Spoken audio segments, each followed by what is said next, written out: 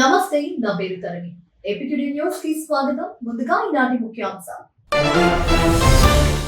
అమరావతి కేంద్రంగా sports eco system అభివృద్ధి చేస్తున్నామన్న Chandrababu. Bricks Yojana క్రీడల మంత్రుల అధికారిక విందు సమావేశంలో పాల్గొన్న సీఎం.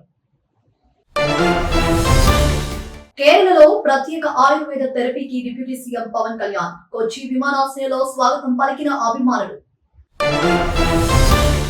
పవన్ కళ్యాణ్ మరింత ఉన్నత పదవికి తీసుకెళ్లడమే లక్ష్యంగా పనిచేయాలి. ఉమ్మడి విశాఖ జిల్లా జనసేన శ్రేణులకు పిలుపునిచ్చిన ఎమ్మెల్యే పంచకల్ల.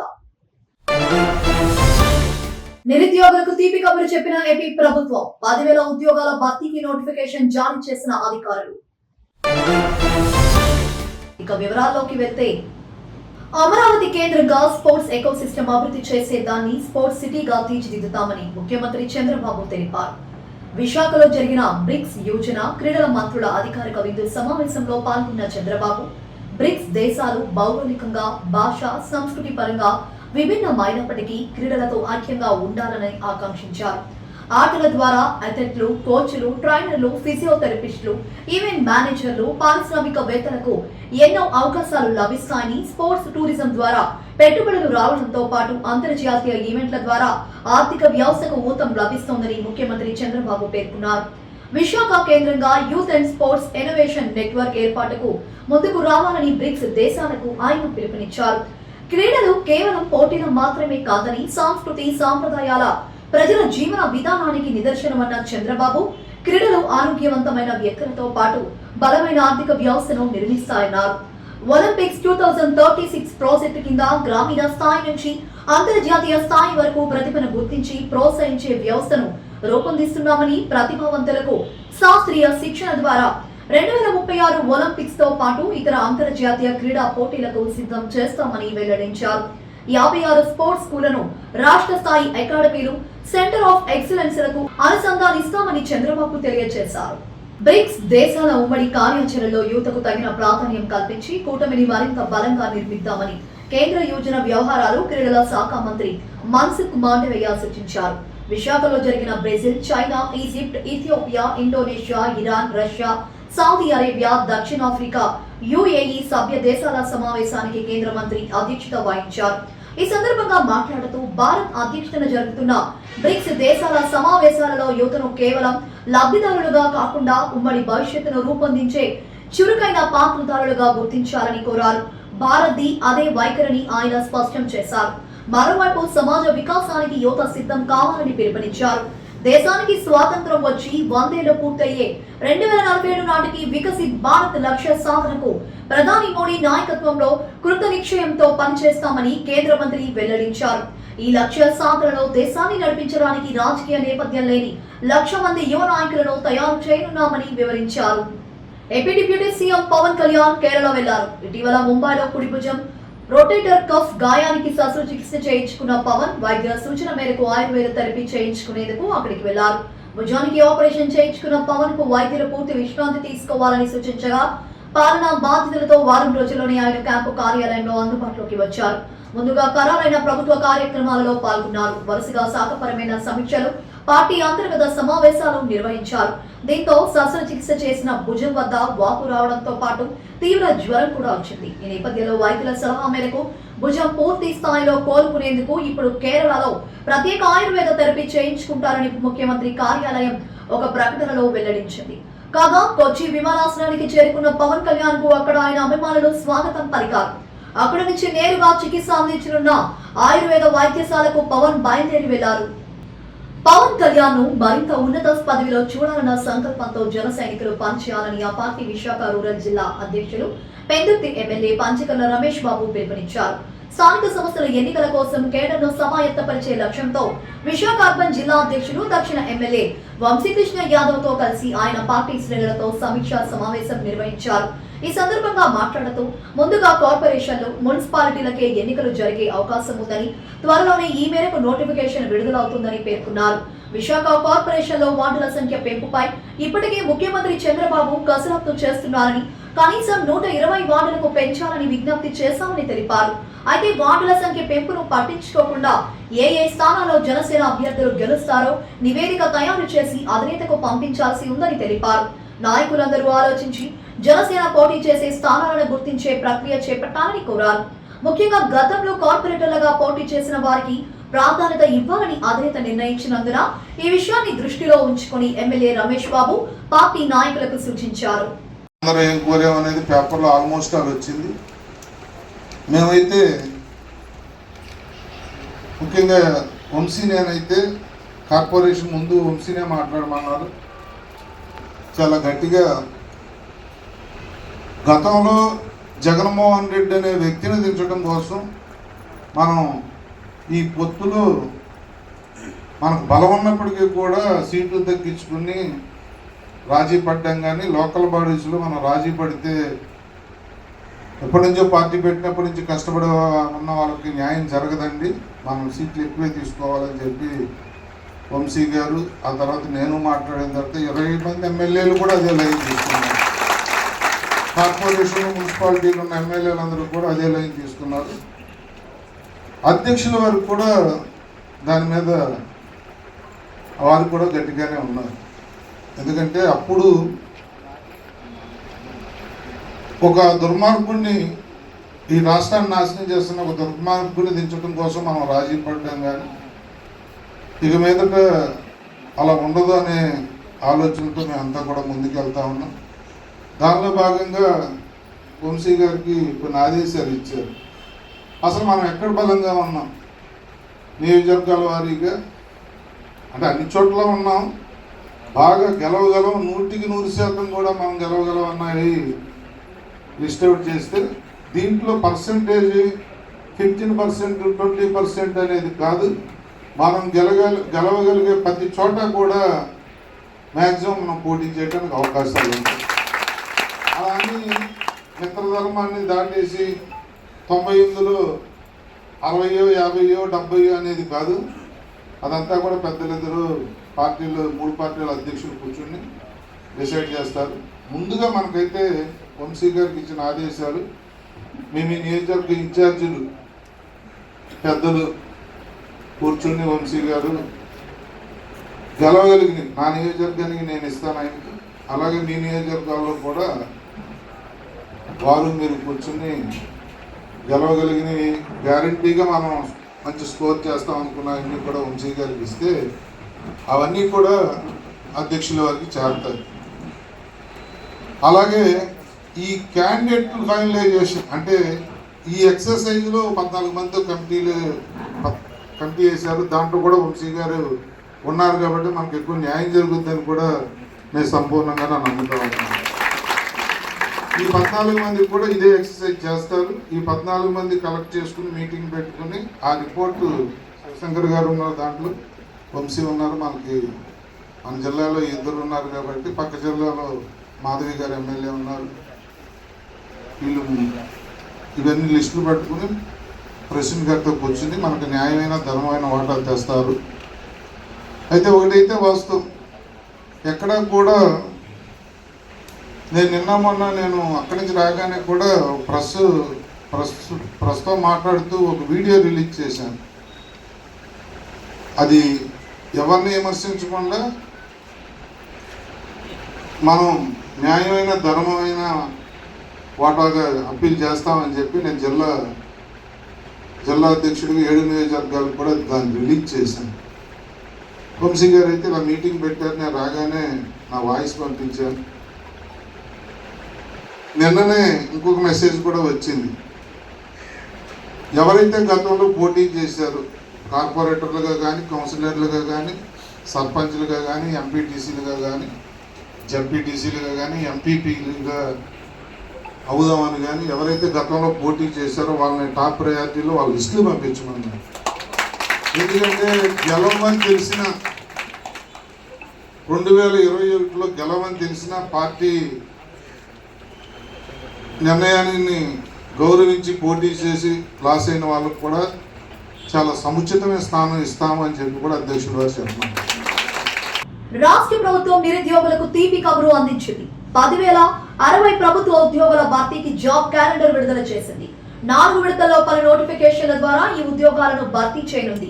ఇప్పటికే 1523 పోస్టుల భర్తీకి ఉన్నత విద్యాశాఖ మొదటి విడత నోటిఫికేషన్ జారీ చేసింది. ఉగాది సందర్భంగా విడుదల చేసిన జాబ్ క్యాలెండర్ కు స్వల్ప మార్పులతో ఆర్థిక శాఖ మరోసారి జారీ చేసింది. రెండో విడతలో భర్తీ చేయనున్న 3231 పోస్టుల్లో 149 గ్రూప్ 1 ఉద్యోగాలు ఉన్నాయి.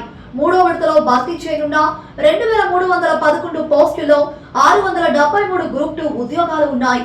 అత్యధికంగా పాఠశాల విద్యలో ఉపాధ్యాయ, డిఈఓ, ఏడి తదితర 2991 పోస్టులు భర్తీ చేయనున్నారు. అలాగే హోంశాఖలో 1900కి పైగా ఉద్యోగాలు భర్తీ చేయనున్నట్టు ప్రభుత్వం స్పష్టం చేసింది. Sundays on cycle celebrating bricks friendship పేరుతో ఆర్కే బీచ్ లో నిర్వహించిన కార్యక్రమం ఘనంగా జరిగింది. స్నేహంతో ఐక్యమై క్రీడలతో అనుసంధానం అవుతాము అనే నినాదంతో బ్రిక్స్ దేశాల మధ్య స్నేహం, ఫిట్నెస్, క్రీడా సౌభ్రాతృత్వాన్ని చాటే విధంగా ఈ వేడుకను నిర్వహించారు. బ్రిక్స్ దేశాల యువజన క్రీడా మంత్రుల సమావేశంలో భాగంగా ఆర్కే బీచ్ లో ఏర్పాటు చేసిన వేదికపై యువతులు యోగాసనాలు ప్రదర్శించారు. సైక్లింగ్ ద్వారా ఆరోగ్యం, ఐక్యత, స్నేహ భావాన్ని పెంపొందించడమే ఈ కార్యక్రమ ముఖ్య ఉద్దేశమని నిర్వాహకులు తెలిపారు. ఈ కార్యక్రమంలో బ్రిక్స్ దేశాల ప్రతినిధులు, క్రీడాకారులు, యువత, నగర ప్రజలు పెద్ద సంఖ్యలో పాల్గొన్నారు.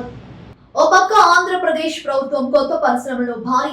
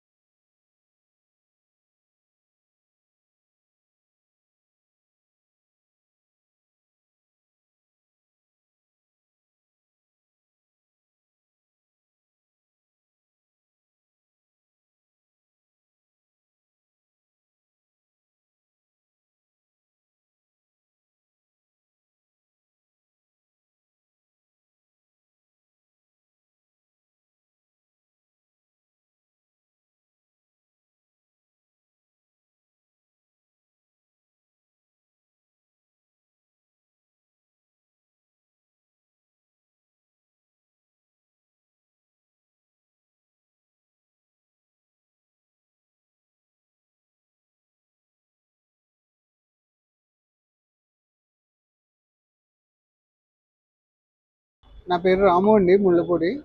మాది వెస్ట్ గోదావరి దగ్గర కొవ్వూరులో ఉంటాను.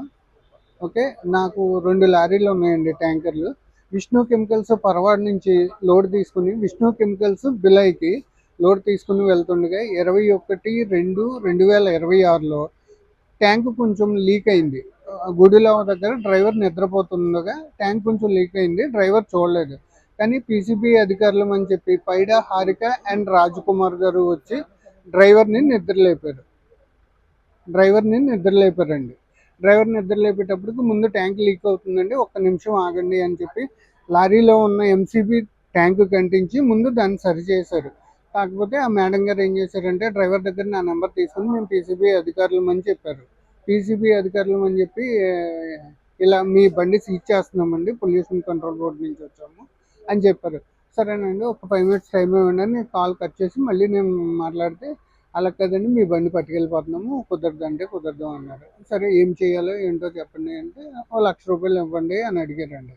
1,00,000 రూపాయలు ఇవ్వండి అంటే నేను ఆమె తెచ్చుకోలేండి, నేను చిన్నవాడిని అని నేను చెప్పానండి. అలాగా మాట్లాడుతూ ఉండగా 50,000 ఇమ్మని వచ్చేదండి. అప్పుడు నేనే ముందు రోజు డ్రైవర్కి అడ్వాన్స్ జీతం కలిపిచ్చానండి. ఆ అమౌంట్ ఇమ్మని చెప్పాను నేను. ఆ అమౌంట్ 40,000 రూపాయలు క్యాష్ రూపంలో ఇచ్చాను, 10,000 రూపాయలు ఫోన్పే చేశానండి. నా దగ్గర ఫోన్పే కూడా రికార్డు ఉందండి. ఓకేనండి. తర్వాత ఆ డబ్బులు ఇచ్చిన తర్వాత బండి పంపించేశారు. బండి పంపించేసిన తర్వాత కూడా 2-3 సార్లు రన్నర్ కెమికల్ దగ్గర, విష్ణు కెమికల్స్ దగ్గర ఎంటీ బండి కానీ, లోడ్ బండి కానీ ఆపేసి కొంచెం చాలా ఇబ్బందులు పెట్టారండి. అసలు బళ్ళు కూడా సరిగ్గా తిరగనివ్వలేదండి. 2-3 నెలలు చాలా ఇబ్బందులు ఫేస్ చేశాను. రీసెంట్గా లాస్ట్ మంత్ ఈ ఇబ్బందులు పడలేక నేను 2 లారీలు అమ్మేశానండి. ఫిబ్రవరి మంత్ నుంచి అండి. పేరు పైడా హారిక అండి. అండ్ వాళ్ళ హస్బెండ్ పేరు రాజ్ కుమార్ అండి. దీన్ని సీఎం ఫిబ్రవరిలోనే పట్టుకున్నారు. అవునండి. ఫిబ్రవరి, మార్చి, ఏప్రిల్, మే 4 నెలల నుంచి ఇబ్బంది పెడతారు. ఆవిడ డబ్బులు ఇచ్చిన తర్వాత కూడా షాక్ హౌస్ నోటీసులు పంపించారండి ఏప్రిల్ 17వ తారీఖున. నువ్వు ప్రతి నెల మీరు ఏదో ఒకటి చేయకపోతే మీ అంతు చూస్తాము, మీ బళ్ళు ఎలా తిరుగుతాయో చూస్తాము అని బెదిరించారు. ఎన్టీఆర్ జిల్లాలో కల్తీ విత్తనాల వ్యవహారం కలకలం రేపుతోంది. రైతులను మోసం చేశారంటూ పెదర్ల రాంబాబు, అతని అనుచరుడు గోపాలరావు, ఇసాకులపై 420 కేసును పోలీసులు నమోదు చేశారు. పోలీసులకు ఇచ్చిన ఫిర్యాదులో బాధితులు తాము కల్తీ విత్తనాలతో తీవ్రంగా నష్టపోయామని రైతులు పేర్కొన్నారు. నకిలీ విత్తనాలు కారణంగా పంటలు దెబ్బతినడంతో తాము తీవ్రంగా నష్టపోయామని బాధిత రైతులు ఆవేదన వ్యక్తం చేస్తున్నారు. బాధిత రైతులకు జీకోడూరు పోలీసులు అండగా నిలిచారు. దీంతో పాటుగా బాధిత రైతులు తమకు న్యాయం చేయాలని ఎన్టీఆర్ జిల్లా కలెక్టర్ ను ఆశ్రయించారు. టీడీపీ నాయకుల పేర్లు చెప్పి తమను భయభ్రాంతులకు గురి చేస్తున్నారని పెదర్ల రాంబాబు వర్గంపై రైతులు ఆగ్రహం వ్యక్తం చేస్తున్నారు. కల్తీ విత్తనాల విక్రయాల వెనుక ఎవరెవరి పాత్ర ఉందనే కోణంలో దర్యాప్తు జరుగుతుంది. రైతులకు జరిగిన నష్టంపై పూర్తి స్థాయి విచారణ చేపట్టాలని బాధితులు డిమాండ్ చేస్తున్నారు. ముఖ్యమంత్రి చంద్రబాబు నాయుడు శృంగవరపుకోట ఎమ్మెల్యే కోట లలిత కుమారి, బాలాజీ అప్పల రామ్ ప్రసాద్ నివాసానికి వచ్చారు. విజయనగరం జిల్లా లక్కవరపుకోట వచ్చిన చంద్రబాబు ఎమ్మెల్యే లలిత కుమారి, కుమార్తె అశ్వితా నాయుడు, కాబోయే అల్లుడు ఎన్ని పవన్ మౌలిలను ఆశీర్వదించారు. కాబోయే దంపతులకు ఉంగరాలను బహుమతిగా అందజేసి ఇరువురి చేత ధరింపచేసి అక్షింతలు వేసి ఆశీస్సులు అందజేశారు. ఈ నెల 27న అశ్వితా నాయుడు, ఎన్ని పవన్ వివాహం వైభవంగా జరగనుంది. ఎమ్మెల్యే దంపతుల ఆహ్వానం మేరకు ఎమ్మెల్యే నివాసానికి చేరుకున్న ముఖ్యమంత్రి చంద్రబాబు నాయుడుకి కుటుంబ సభ్యులు, పార్టీ శ్రేణులు ఘన స్వాగతం పలికారు. ఈ సందర్భంగా మాజీ మంత్రి స్వర్గీయ కోల అప్పల నాయుడు జ్ఞాపకాలను గుర్తు చేసుకుంటూ కుటుంబ సభ్యుల యోగక్షేమాలను అడిగి తెలుసుకున్నారు. ముఖ్యమంత్రి రాకతో ఆ ప్రాంగణంలో సందడి వాతావరణం నెలకొంది. అనంతరం కోల అప్పల నాయుడు కుటుంబ సభ్యులందరితో కలిసి ముఖ్యమంత్రి చిరునవ్వుతో గ్రూప్ ఫోటో దిగారు. అధినేత స్వయంగా ఇంటికి వచ్చి శుభాకాంక్షలు తెలపడం పట్ల ఎమ్మెల్యే కోల లలిత కుమారి, ఆమె కుటుంబ సభ్యులు హర్షం వ్యక్తం చేస్తూ ముఖ్యమంత్రికి ప్రత్యేక కృతజ్ఞతలు తెలియజేశారు. తెలుగుదేశం పార్టీ ఆవిర్భావం నుంచి నందమూరి, నారా కుటుంబాలతో కోల కుటుంబానికి ఉన్న అనుబంధం ఎనలేనిది. పార్టీ స్థాపన నాటి నుండి దివంగత మాజీ మంత్రి కోల అప్పలనాయుడు చూపిన నిబద్ధత, అందించిన సేవలు పార్టీ చరిత్రలో చిరస్మరణీయం. ఆనాటి నుండి మొదలైన ఈ ఆత్మీయ బంధం తరాలు మారుతున్నా మరింత పటిష్టంగా కొనసాగుతుందనడానికి ఈ ఆత్మీయ కలయిక మరో నిదర్శనంగా నిలుస్తోందని రాజకీయ విశ్లేషకులు భావిస్తున్నారు. వైఎస్ఆర్ కాంగ్రెస్ పార్టీ నేత మాజీ మంత్రి జోగి రమేష్ తో సహా ఆయన కుటుంబ సభ్యులకు గృహ హింస కేసులో ఊరట లభించింది. వీరికి షరతులతో కూడిన ముందస్తు బెయిల్ మంజూరు చేస్తూ విజయవాడలోని మహిళా సెషన్ కోర్టు ఉత్తర్వులు జారీ చేసింది. ఈ ఉత్తర్వుల్లో వెలువడిన 2 వారాల్లోగా జోగి రమేష్ తో పాటు మొత్తం 11 మంది నిందితులు ఎన్టీఆర్ జిల్లా ఇబ్రహీంపట్నం పోలీస్ స్టేషన్ లో లొంగిపోవాలని కోర్టు ఆదేశాలు జారీ చేసింది. ఒక్కొక్కరికి 25,000 చొప్పున 2 వ్యక్తిగత పూజీతులను సమర్పించి బెయిల్ పొందవచ్చని న్యాయస్థానం స్పష్టం చేసింది. ఈ కేసులో ప్రధాన నిందితులుగా ఉన్న జోగి రాజీవ్ A1 గా, Jogi Ramesh A2, Shakuntala A3, Reshma Priyanka A4, Rohit A5 లుగా ప్రత్యేక ఆంక్షలు విధించింది. కేసులో ఛార్జ్షీట్లు దాఖలు చేసే వరకు ప్రతి శనివారం దర్యాప్తు అధికారి ముందు హాజరు కావాలని స్పష్టం చేసింది. అలాగే వారి పాస్పోర్ట్లను కోర్టుకు అప్పగించాలని, న్యాయస్థానం అనుమతి లేకుండా దేశం విడిచి వెళ్లరాదని ఆదేశించింది. దర్యాప్తు విషయంలో నిందితులను పూర్తిగా సహకరించాలని కూడా కోర్టు పేర్కొంది. జోగి రమేష్ కోడలు మేఘన ఇచ్చిన ఫిర్యాదు మేరకు ఇబ్రహీంపట్నం పోలీసులు ఆయనతో పాటు మొత్తం 11 మంది కుటుంబ సభ్యులపై హత్యాయత్నం, గృహహింస, వరకట్న నిరోధక చట్టం కింద కేసులు నమోదు చేసిన విషయం తెలిసిందే. ఈ సందర్భంగానే తమ ముందస్తు బెయిల్ మంజూరు చేయాలని కోరుతూ వారు కోర్టును ఆశ్రయించారు. వార్తలు ముగించే ముందు ముఖ్యాంశాలు మరోసారి. అమరావతి కేంద్రంగా స్పోర్ట్స్ ఎకో సిస్టమ్ అభివృద్ధి చేస్తున్నామన్న చంద్రబాబు. బ్రిక్స్ యోజన క్రీడల మంత్రుల అధికారిక విందు సమావేశంలో పాల్గొన్న సీఎం. కేరళలో ప్రత్యేక ఆయుర్వేద థెరపీకి డిప్యూటీ సీఎం పవన్ కళ్యాణ్. కొచ్చి విమానాశ్రయంలో స్వాగతం పలికిన అభిమానులు. పవన్ కళ్యాణ్ మరింత ఉన్నత పదవికి తీసుకెళ్లడమే లక్ష్యంగా పనిచేయాలి. ఉమ్మడి విశాఖ జిల్లా జనసేన శ్రేణులకు పిలుపునిచ్చిన ఎమ్మెల్యే పంచకల్ల. నిరుద్యోగులకు తీపి కబురు చెప్పిన ఏపీ ప్రభుత్వం. 10,000 ఉద్యోగాల భర్తీకి నోటిఫికేషన్ జారీ చేసిన అధికారులు. ఈ వార్తలు ఇంతటితో సమాప్తం. మరో బిడ్డలో మళ్ళీ కలుద్దాం. అంతవరకు సెలవు. నమస్కారం.